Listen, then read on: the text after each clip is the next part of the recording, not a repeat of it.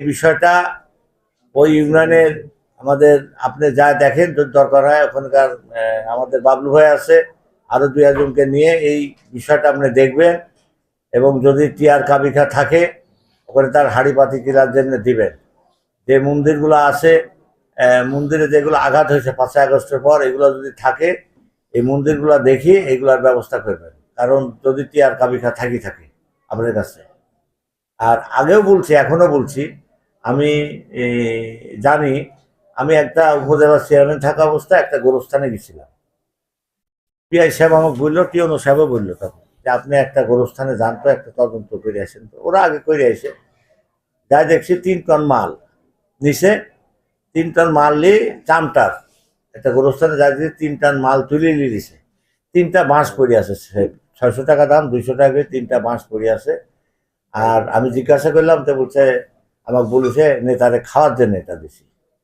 এরকম কাজ কিন্তু পিআই সাহেব হয়। বিএনপির কাজগুলো হবে সুস্থ সুন্দর।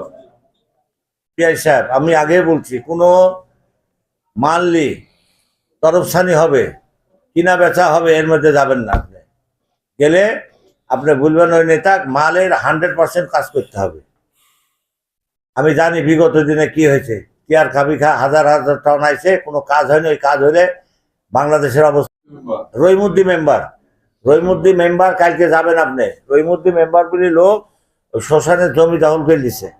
আসলে প্রকৃতি কি ঘটনা তদন্ত করে দিয়ে আপনি টিওনোকে একটা রিপোর্ট দিবেন, যাতে এই এই কাজগুলা ওই রিপোর্টটা অনুযায়ী হয়। যদি জমি দখল করে থাকে তাহলে বলবেন যে জমিটা ছেড়ে দেন, নাহলে কিন্তু আপনার নামে মামলা হবে। কোনো হিন্দুর জমি কেউ দখল করে খেতে আসবে না, পরিষ্কার কথা আমার। কোনো হিন্দুর জমি কেউ দখল করে খাইতে পারবে না, কোনো অবস্থাতে ছাড় দেওয়া হবে না। এই জিনিসগুলা আপনারা মাথায় রাখবেন।